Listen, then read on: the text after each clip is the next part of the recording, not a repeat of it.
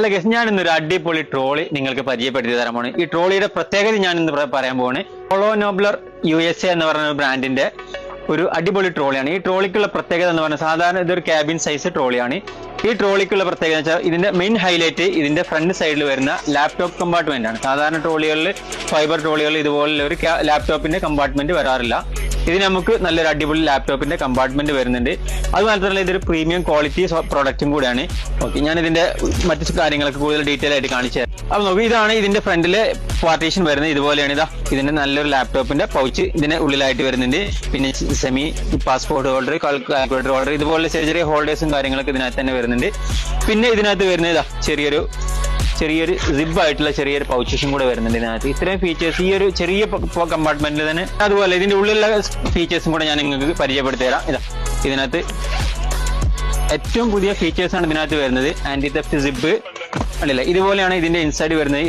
സാധാരണ നോർമൽ ട്രോളികൾക്ക് ഇതുപോലെ ഒരുപാട് പൗച്ചസും കാര്യങ്ങളൊന്നും ഉണ്ടാവില്ല. സിബുകൾ വരുന്നുണ്ട്. ഇവിടെ ഇങ്ങനെ 2 സിബ്. അത് കഴിഞ്ഞിട്ട്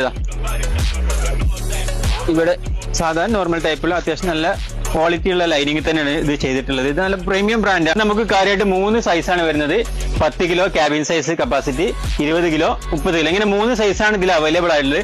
പക്ഷേ നമുക്ക് ഇതിനകത്ത് ക്യാബിൻ സൈസിന് മാത്രമേ ഈ ലാപ്ടോപ്പിന്റെ പൗച്ചസ് ഉണ്ടാവുള്ളൂ. മറ്റുള്ള സൈസിനൊന്നും ഈ ലാപ്പിന്റെ ഈ പൗച്ചസ് അവൈലബിൾ അല്ല. ഈ ചെറിയ സൈസിൽ മാത്രമേ ഈ ലാപ്പിന്റെ പൗച്ച് വരുന്നുള്ളൂ.